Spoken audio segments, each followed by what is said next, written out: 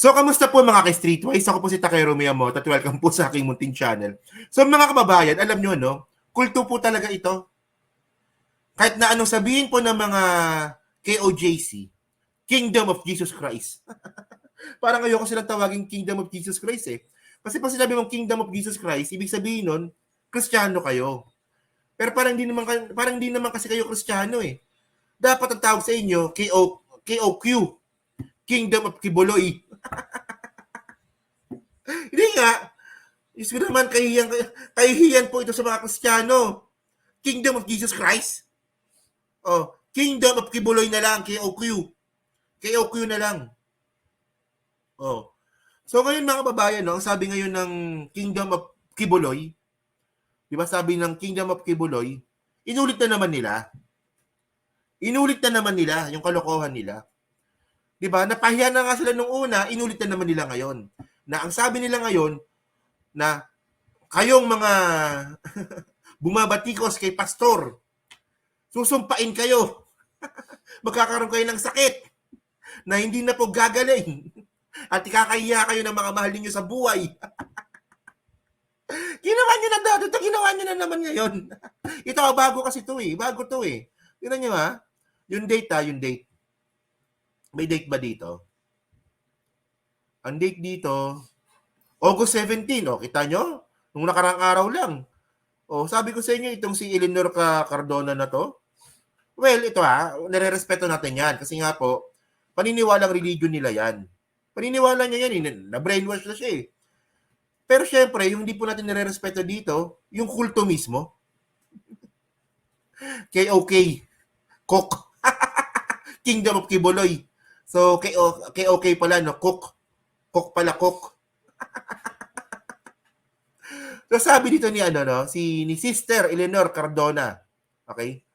So, ang sabi niya dito.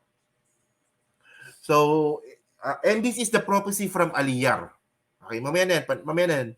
Balikan natin. Pero alam niyo mga kababayan, no, ang nakakagulat dito, itong Aliyar mga kababayan, hindi naman Kristiyano yan eh. Sabi ko sa inyo, sinto-sinto itong mga to eh. Hindi naman Kristiyano yan, yung Aliyar. Hindi naman po Kristiyano yan. Pangalan po ng Muslim yan. Pero bakit yung ginagamit sa religion ninyo? So, ano ba talaga kayo? Kristiyano, Muslim, kulto, ano ba talaga? Oh. Yung ko ba, no? So sabi pa dito, nako, na grabe ng, ang dami ng sampal sa administrasyon na to. O di ba? Ito pa si Kibuloy, hindi pa mahuli. Di ba? Oy, intelligence fund.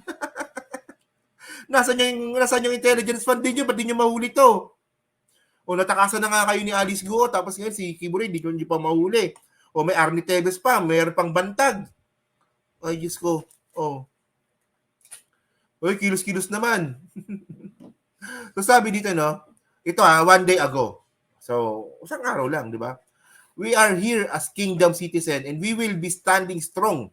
Sister Eleanor Cardona. So, ito. Okay na. So, para hindi po tayo copyright, panoorin po natin to Tignan nyo to. Ito. Game. Ito yun eh. Muli kong babasahin at bigyan na namang daan ang prophecy ng isang prophetess from the Middle East, the prophecy of Aliyar. And we know, in the almost 40 years that we've been in this kingdom ministry, lahat po na nakikita natin, lahat po nagaganap. These are dreams and revelations given by the Father through the Son. At wala pang revelation, wala pang prophecy na hindi natutupad. And okay, so ngayon, sabi ngayon ni Sister Eleanor, wala pa daw pong prophecy na hindi natutupad. Okay. So, bakit siya wanted? Bobo talaga itong mga to, no?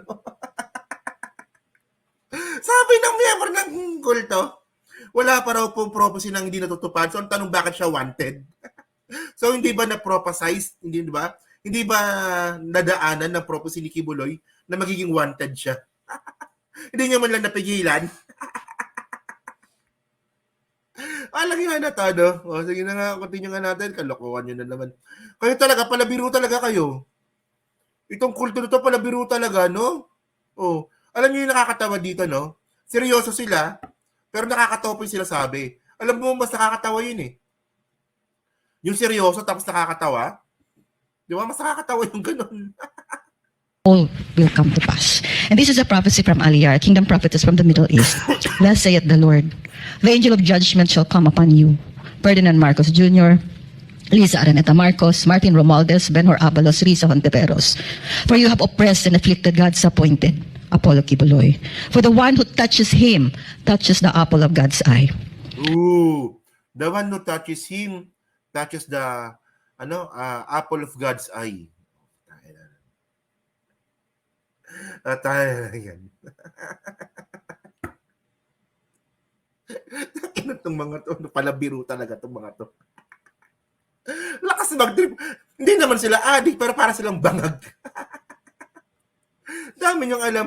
Hindi, alam nyo, no? Kingdom of Jesus Christ, tapos gumamit kayo ng propesiya from Middle East. Anong klase yun? Ang pangalan ninyo, sabi ninyo, Kingdom of Jesus Christ. Tapos yung propesiyang ginamit ninyo, galing Middle East. Anong klase yun? Hindi nga, no? It doesn't make sense.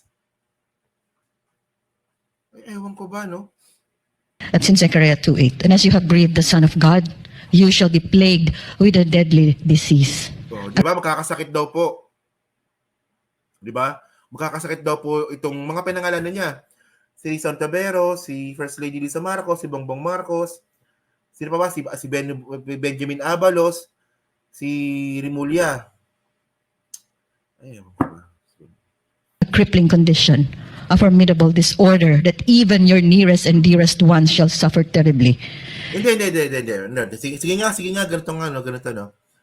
Yung sinasabi ninyo na yan, na sumpa, sa akin nyo na lang ibigay. Hindi, seryoso. Sa akin na lang. Kasi hindi naman totoo yan.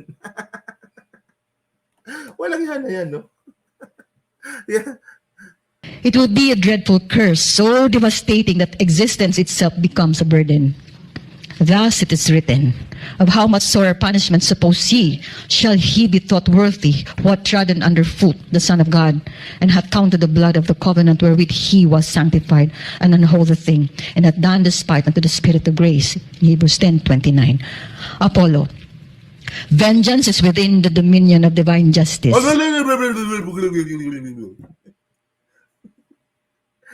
May binabasa siya eh. Ako na.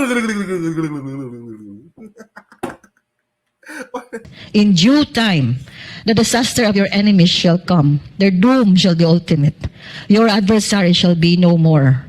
It will not... Hindi nga, di ba? Ano ba? Teka lang, no? Mayroon ba tinuturo sa Kristiyano na legit yung pagsusumpa? Hindi nga. Ewan ko lang, no? Kasi ako, ang dami ko ng religion na sinalihan eh. Nag-Muslim din ako dati eh. Oh. So, ang tanong dito, legit ba? Legit ba yon na meron talagang turo ang mga Kristiyano na legit yung magsumpa-sumpa? Meron bang ganon? O, di ba? Ako ba? Tarry, it shall happen without delay. And we are so thankful. It will happen without delay. Doy! Without delay. So, ngayon na, baka tayo yung gawin kaagad? For the Almighty Father, always and every day, we raise our hearts, our hands, our lives to the Almighty Father as we surrender everything to His perfect will, that whatever comes, alam namin, nandito kami sa sentro ng kalooban ng ating dakilang Ama. Hindi man namin kasama physically si Pastor, ilang buwan na kaming ganito, pero hindi po kami talaga. Hindi nyo kasama physically si Pastor, sigurado kayo. Takero is that lady anointed by holy shampoo of Kibuloy. Walang yan na yan. Natawa ako dito Hindi, mukha naman siyang hindi Palmolive Girls. Thunders na to eh. Di ba tinan nyo Siguro mga 50 years old na to siguro. So sa tingin ko hindi naman siya member ng Palmolive Girls. Kasi mga Palmolive Girls medyo medyo bata-bata pa yon, pero ito mukhang hindi na. Oh. Baka shock tong siguro, pwede na. We will never be moved, and we're just so thankful for the strength, the protection, and the victory that Almighty Father through His Son will give to us. Tapos, ano nangyari? Yun na yun. Okay, yun na pala. Yun na pala yun. Tapos ngayon mga kababayan, tingnan nyo to. Lap trip to. Alam nyo, seryoso sila, no? Pero nakakatawa yung sinasabi. So, kulto nga, di ba? Oh. So ngayon, mga kababayan, sabi dito, ngayon kasi ang ginamit kasi nilang prophecy is from Aliyar. Diba? Aliyar mga kababayan, no? Aliyar is Arabic boy name that has deep meaning and positive significance on the baby. Aliyar name meaning is high, elevated, champion, eminent. So, naghahanap po ako ngayon ng ibig sabihin ng Aliyar sa pangalang Kristiyano. Teka, hindi ko pala nilipat. Ito pala, Aliyar, yan. Ayan pala yun. Naghahanap ako ng ibig sabihin ng pangalang Aliyar sa pangalang Kristiyano. Wala pong ganun. Meron po sa mga bansang Arabo. So, ang malinaw dito mga kababayan, hindi po ito, di ba, hindi po ito turo ng Kristiyano. Saan nyo nakuha yan? Saan nyo nakuha yung Aliyar na yan? Oh. Ang kubahan, sumasakit ang ulo ko dito sa mga buwakan ng inan to eh. So ngayon, ito malupit dito. Okay. Sa kabila po ng mga sumpa-sumpa na ginagawa nila, di ba? Arab name yun eh. Di ba? Tama, Ma'am Joanna, di ba? Arab name yung Aliyar eh. So bakit nyo ginagamit? Apocalyptic cult, pananakot ng strategy para, di ba, kuha ng converts. Oh.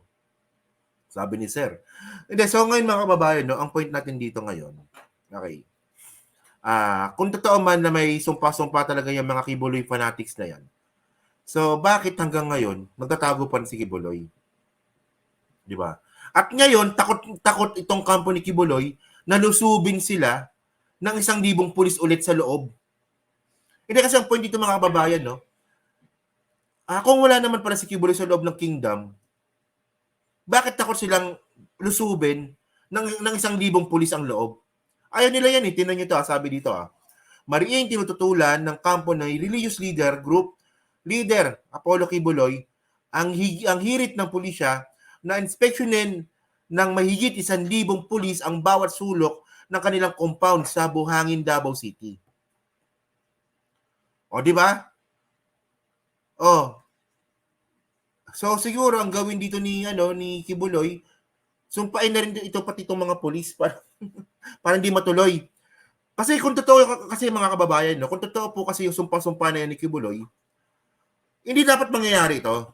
Itong paglusob na planong paglusob ng pulis sa loob mismo ng kingdom ni Kibuloy. Kasi pwede niya namang sumpain pala eh. Para hindi matuloy eh.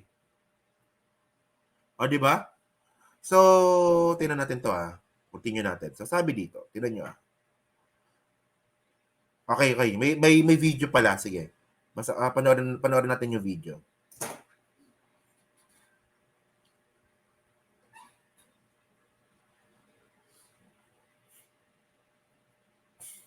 Tutulan ng kampo ni religious group leader Apollo Kibuloy ang hirit ng pulisya na inspeksyonin ng mahigit sa 1,000 pulis ang bawat sulok ng kanilang compound sa Buhangin, Davao City.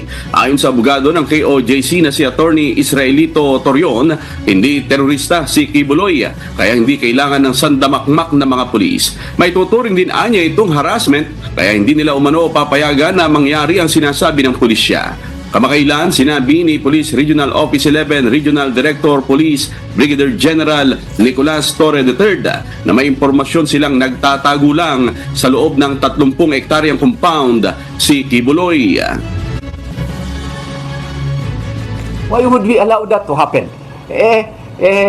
Paano kung hindi na sila alis? Hindi talaga namin sila i-allow na hindi kami mag-consent na papasok yung 1,000. Grabe naman 1,000. Oo. Ano ba si Pastor? Terorista? Oo. O, di ba? So, ayaw nila papasukin yung police pag 1,000. Pero pag NBI, okay lang kayo.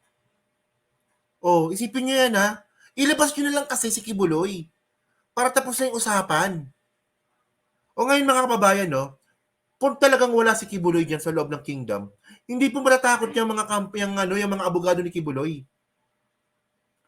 So ako naniniwala talaga ako na yung si Kibuloy po, nandyan lang po sa loob yan. Ewan ko lang, baka nakasama na kay Alice Guo ito, no? Baka nakatakas na rin.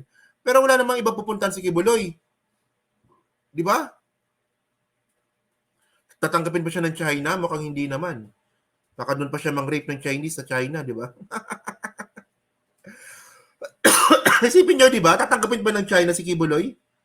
Kung sumama siya sa China, kung sumama siya kay Alice Guo, baka pagdating ni Kibuloy sa China, baka mang-rape pa ng ng Chinese.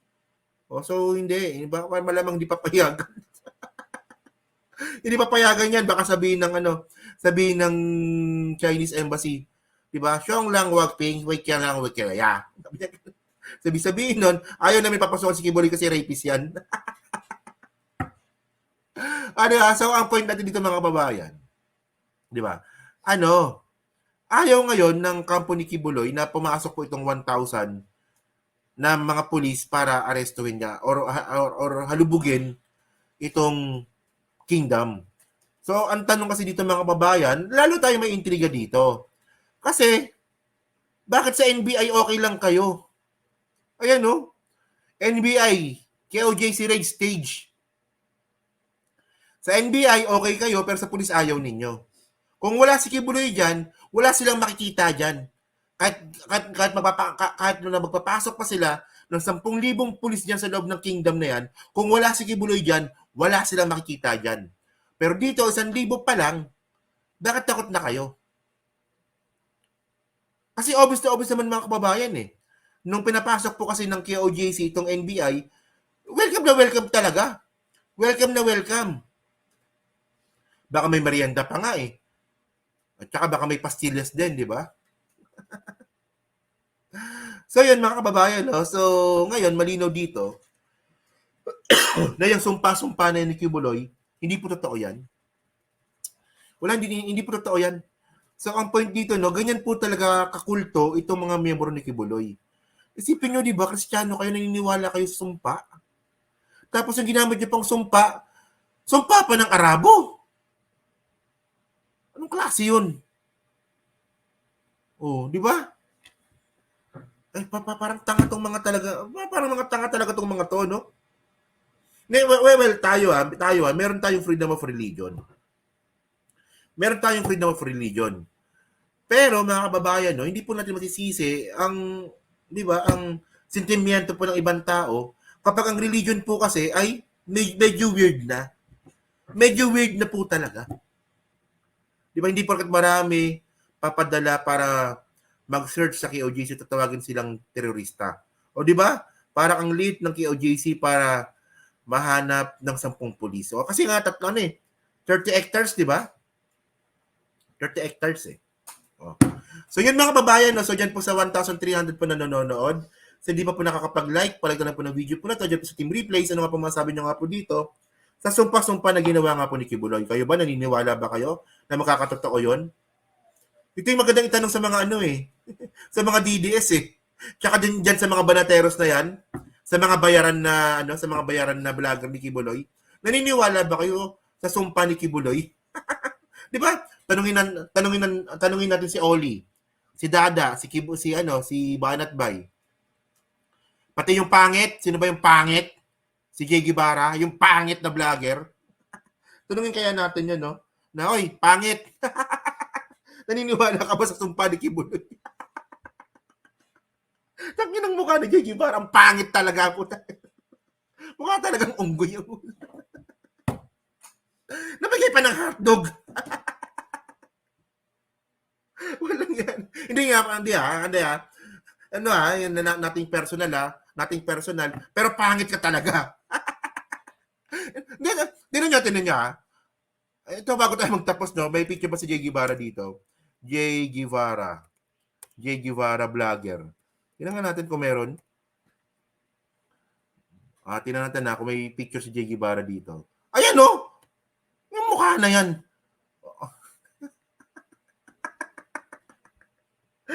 Pakita ko sa inyo. Walang yan na yan. Ang pangit talaga, no? Hindi, tayo nagsasabi tayo ng totoo, ha. Ako pangit din ako. O naniniwala ako pangit din ako. Pero itong si Jay Guevara, ibang level yung kapangitan nito. Oh. Kaya nga Kaya nga pumatol sa minor eh. Kaya nga minor de edad yung pinatulan kasi madali niya mauto eh. Tingnan nyo oh. Mukha ni Jay Guevara. Ayan oh, tingnan nyo oh. Oh. Ayan oh. Kita nyo ba? Oh. Di ba? Oh. Kumpara nyo naman sa mukha ko. Oh. Ako di pa ako naliligo. Ito, naligo na nga to. Mukhang di pa rin naliligo eh. Tingnan nyo. O, di ba? Hindi. Kayo na magbanggit. Pogi ba o pangit? O, comment nyo dyan. Pogi ba o pangit? Pangit, di ba? No, tingnan nyo. O, di ba? Di ba? Nakakatakot.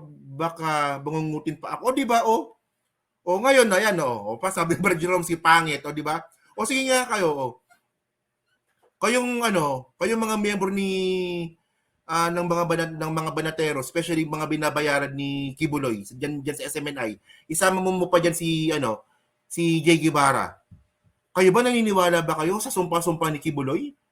So kung kayo hindi kayo naniniwala sa sumpa ni Kibuloy, bakit nandiyan pa kayo? O di ba? Bakit nandiyan pa kayo? Kasi for example ako, 'di ba, PBBM supporter ako. Tapos sinabi ni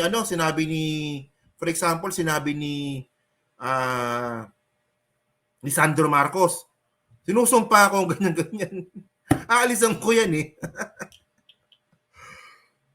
Hindi nga, 'di ba? Alisan ko 'yan. Kunwari si Sandro Marcos, ginawa ni Sandro Marcos 'to na sinusumpa ko lahat ng mga bumabati ko sa tatay ko.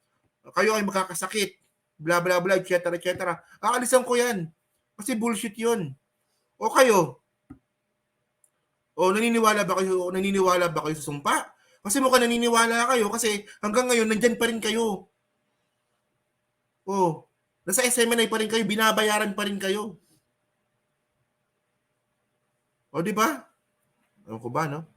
So yan mga kababayan, so dyan po sa 1,000 po na nanonood, so hindi pa po nakakapag-like, parang po ng video po na to. And then, syempre, pa-like, subscribe, and share na rin po, no? So, thank you mga kababayan. Kita na lang ulit tayo bukas.